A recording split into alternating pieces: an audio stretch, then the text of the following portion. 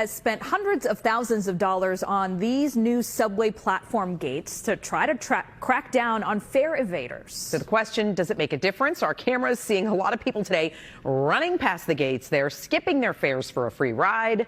News 4's Andrew Siff got a look for this himself, joining us live there inside from Jamaica, Queens with the MTA's response to. Hey, Andrew. Hey, Natalie, let's be clear about what the MTA says the point of this pilot program was. They wanted wider gates like the ones here. This station, after all, Sutphin Boulevard, is right by JFK Airport. Folks have suitcases. They need to be able to get through a wider gate, and this has actually encouraged them to pay, go through the wider gate, and go on the subway. But the problem is at some of these narrower gates, there have been all too many instances where they remain prone to fare evasion. Watch to the left of your screen, and it's 5 for the price of 1 as passengers scurry into the subway behind a single paying customer. We're learning, and I'm learning with our customers. Kumel Arroyo is the MTA's Chief Accessibility Officer and Senior Advisor to the MTA Chairman.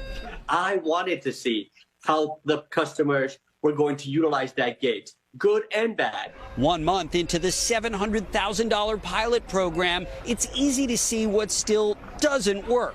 Watch the guy in the backpack scurry behind a paying customer.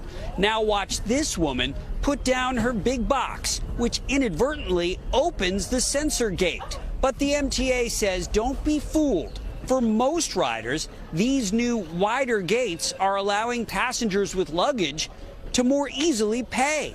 We have increased paid ridership at this station by 20%. Among those with easier paid access now, parents with strollers. I love it. I love it. But officials acknowledge fare beating has become an epidemic. A special panel found the MTA lost $500 million to fare evaders in 2021, $690 million in 2022, a 38% increase. The panel's main finding, the fiscal losses caused by fare and toll evasion are staggering. We run the risk of having the culture of fare evasion becoming permanently embedded in our community. In recent months, they've tested high-tech solutions like this model. Watch what happens if you try to sneak behind another passenger. A buzzer sounds. The problem? It's not on the market yet. The MTA says if they expand to new gates system-wide, they won't be exactly like these. And we will design the gate for New York that combats fare evasion.